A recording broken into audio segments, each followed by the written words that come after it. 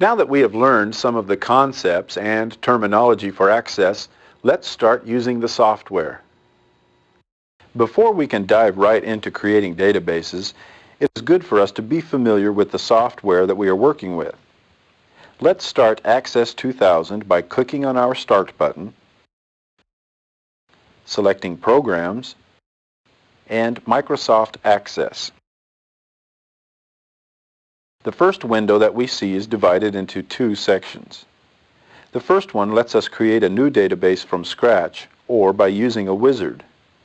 The second section will let us open an existing file. We'll click on the option to open an existing database, which is the third radio button. We click OK and browse to the C drive. Then we open the Viagrafix Learning Files folder by double-clicking and double-click workingdaisybooks.mdb.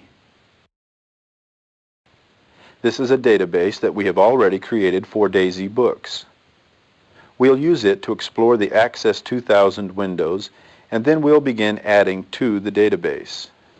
It is important to note that only one Access database can be opened at a time.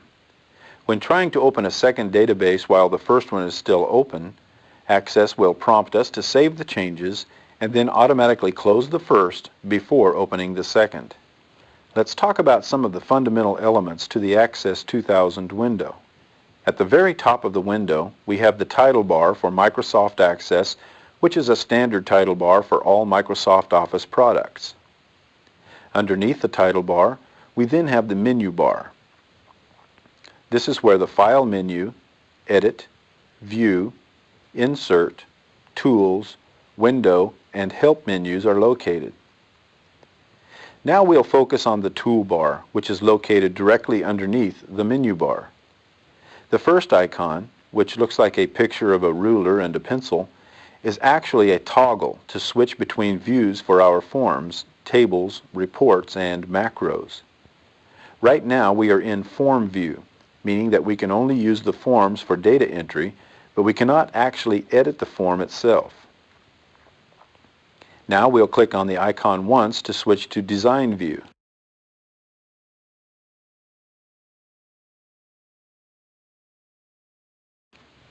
Notice how the words next to the buttons disappear and grid lines show up on the screen. This is so we can edit our form by changing the text, changing colors, and more. For now, we'll click the View icon again to return back to Form View.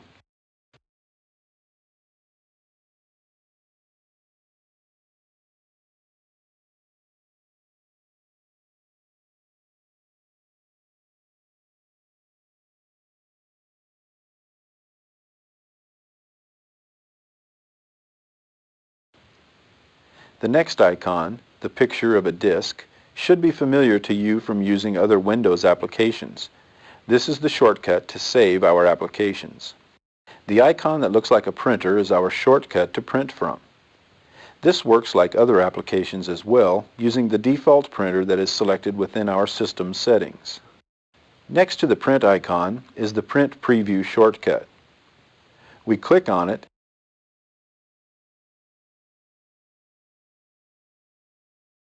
and see that our first screen is displayed. If we were to print at this point, this screen shows us how the output would look. We'll click on the Close button to close out of the Print Preview window and return to the main page of our database. The next icon is the shortcut for our spell checker. This will come in handy when we are setting up our forms, tables, and reports.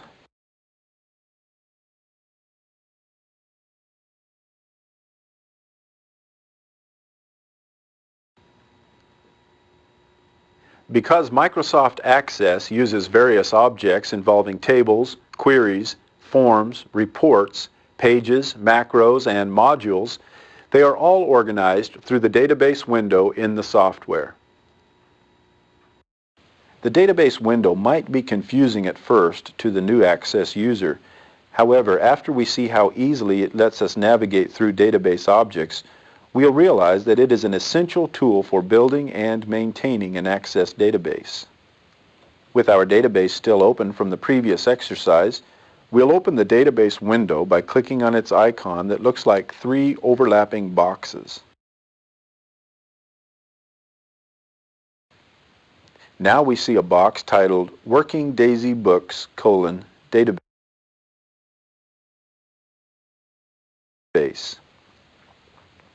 Notice the left-hand pane with the gray box labeled Objects. Beneath it, we see a listing of all of the objects being used within our database. Microsoft Access uses this method to separate our tables, queries, forms, reports, pages, macros, and modules so that they are centrally located by object type. We click on the Tables object and see a listing of all of the tables that were created for this database. The first three lines are there for us to easily create a table using Design View, a wizard, or by simple data entry. Now we'll click on the Queries object and we'll see that there have not been any queries created for this database. The two available options are to either create a query by Design View or by using a wizard. The rest of the objects are set up exactly the same as tables and wizards. We will explore them further when we talk about each object in detail. We'll close this database now by opening the File menu and choosing Close. We are now returned to a blank Access window.